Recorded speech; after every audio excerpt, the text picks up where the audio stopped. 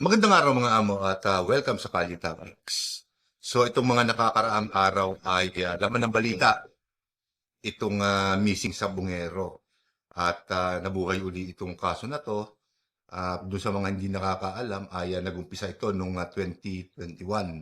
So ito po yung kaso ng mga sabungero, mga empleyado o mga nagtatrabaho sa sabungan, online sabong na dinukot at presumably, patay na po ngayon at ang mga kaanak po ng mga nasabing sabungero na to at mga empleyado ay dumulog sa ating pamahalaan para mabigyan ng linaw ang kanilang kaso at kamakailan lamang ay merong isang whistleblower na lumantad at binigyan ito ng alias na Totoy.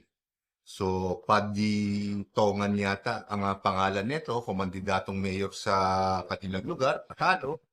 So, ito yung whistleblower na ipinipresenta ngayon ng DOJ dahil, well, napanood naman natin na ipinagtatanggol ni DOJ Secretary Remulla itong kanilang witness na to at mukhang dito sa whistleblower na to ay mabibigyan ng linaw ang kaso ng mga missing sabungero at para po sa kaalaman ng lahat ay ibinabalita na rin po ito sa labas ng bansa. May mga foreign news agencies na rin na nakapansin dito sa mga missing sabungeros na ito. So, hindi tayo nahandito para husgahan yung mga nakasangkot at tayo involved dyan. Pero siyempre, katulad ng ibang mga nagkukomento, siyempre, kailangan magbigay din tayo ng ating personal na pananaw patungkol dito sa missing sabungeros na to. Tulong na rin, para once and for all,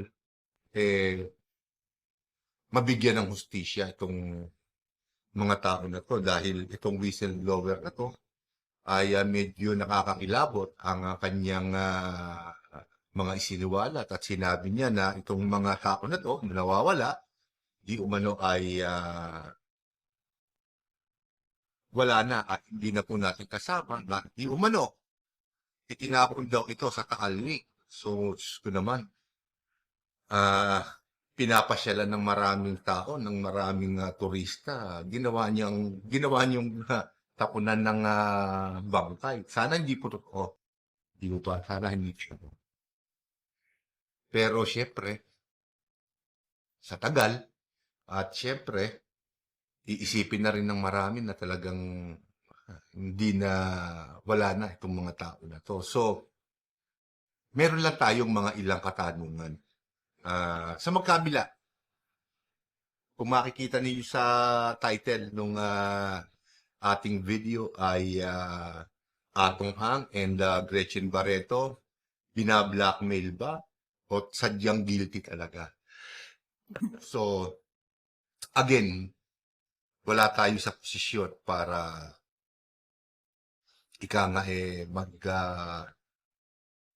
maglahat ng sintensya sa kanila. Hindi natin lugar yun.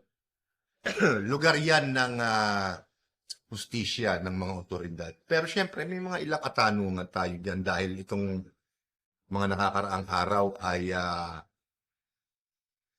lumantad at nagsalita na si Atong Ang sa media.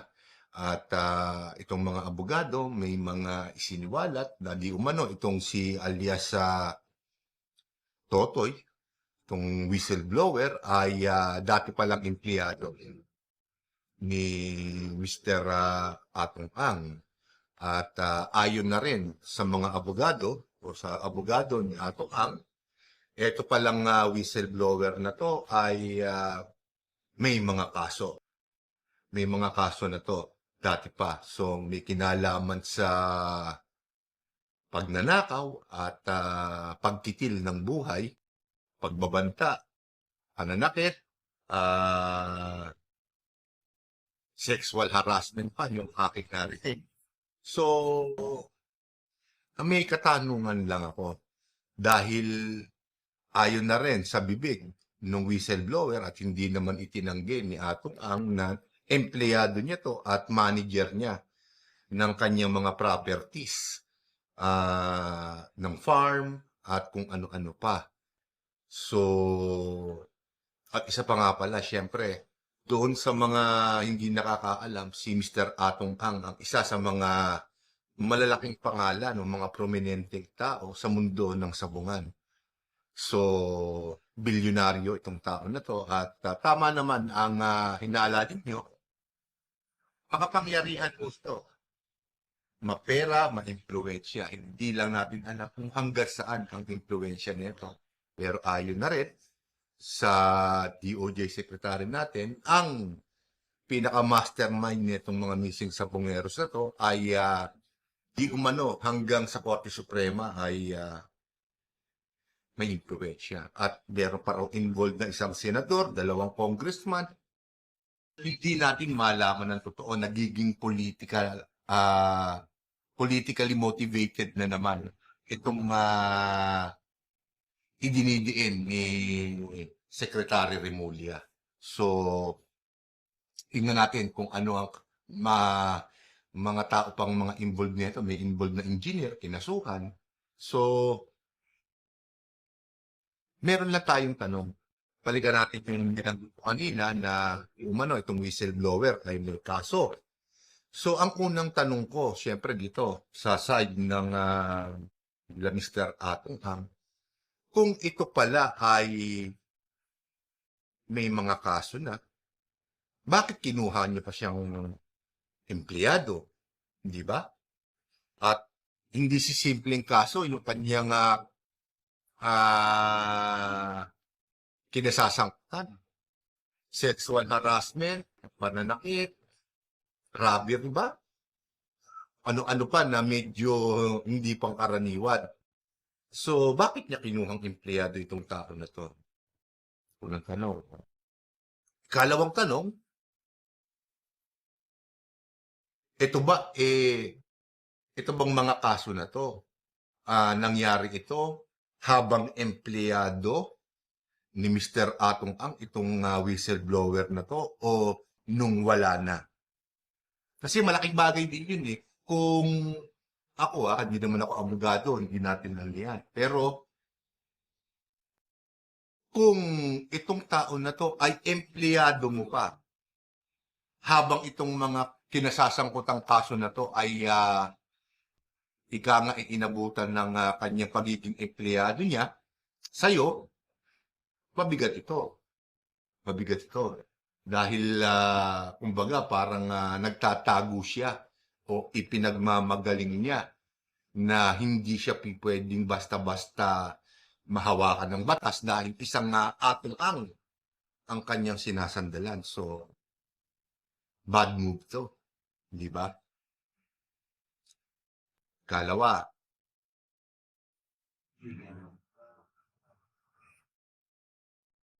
May kalawa nga ba? Parang nandito lahat eh. Nakalimutan ko tuloy. Pero yun nga, malaking bagay din kasi kung halimbawa na nung naganap ba itong mga di umano na binanggit ng iyong abogado, ng abogado ng mga ay habang empleyado pa siya ni Mr. Atong ang makasisira ito sa reputasyon siyempre ni Mr. Atong Ang dahil prominenteng tao ito, disenteng tao ito.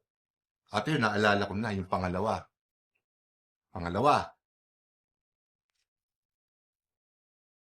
Isang bagay na nakita ko dun sa mga video na niripaso ko ay nung magkaroon ng Senate hearing.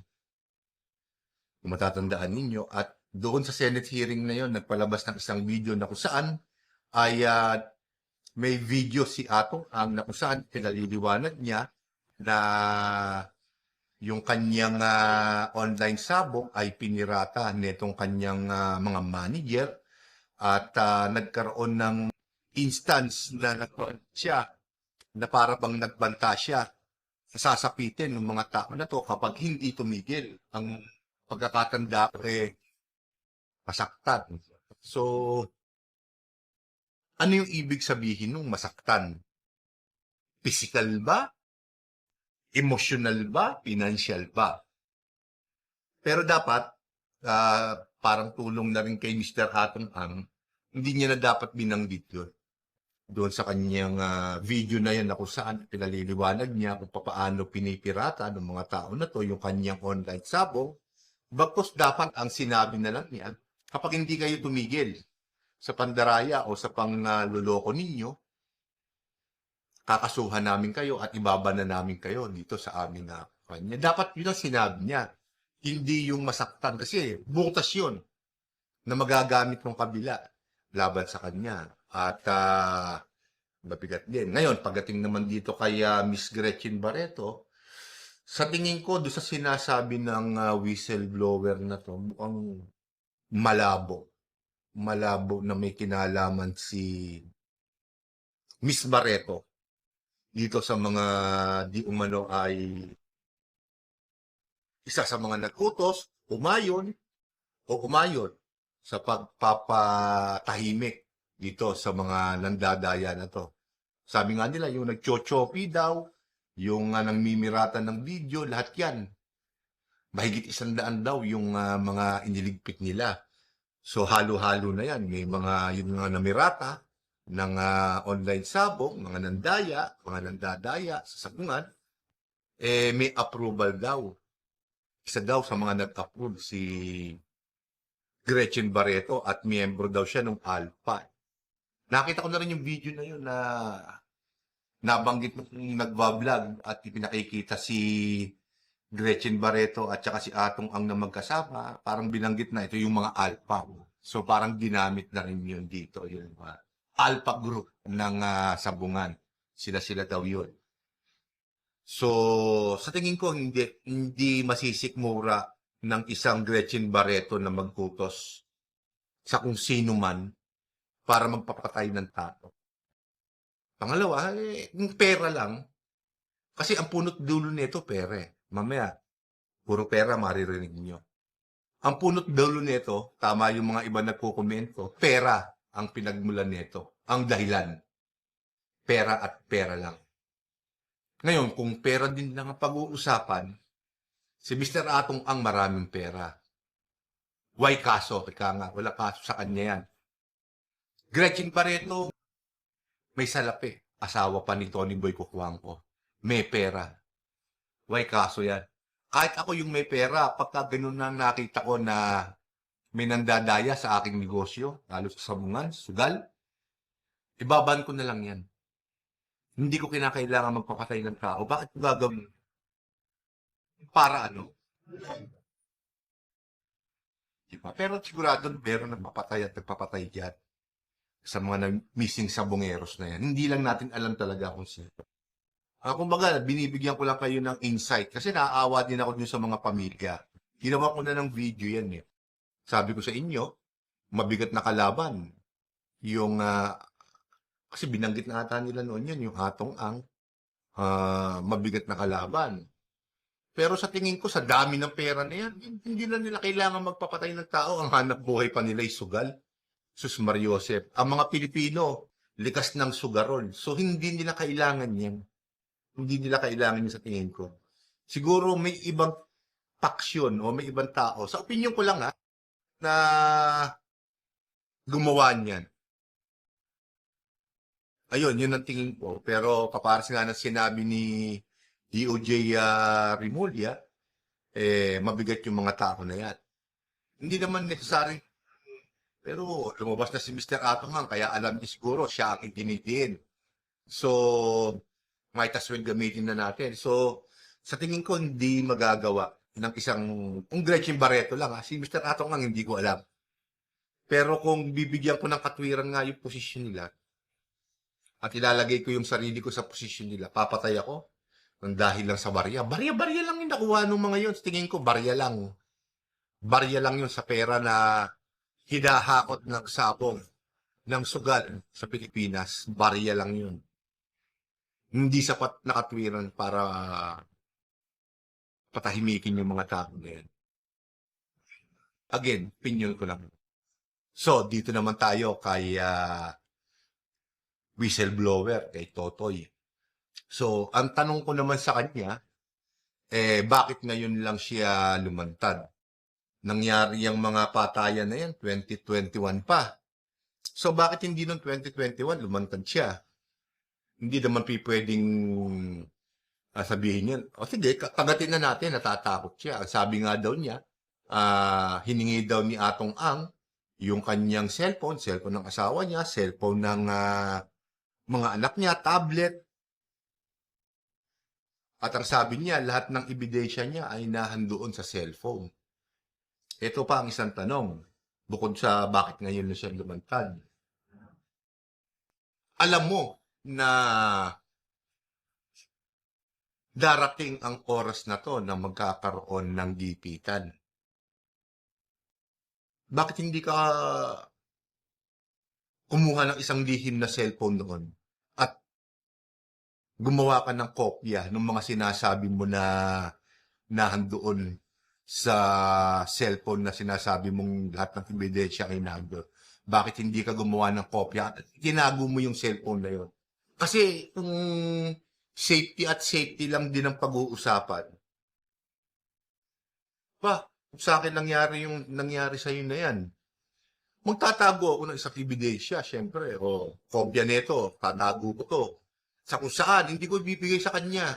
Kasi pagka meron kanya, hindi kanya basta-basta magagalaw. Pero sabi mo, binigay mo lahat. Bakit mo ibinigay lahat? Ganun ba ang takot mo? Kay Mr. Atong Ang? Parang medyo,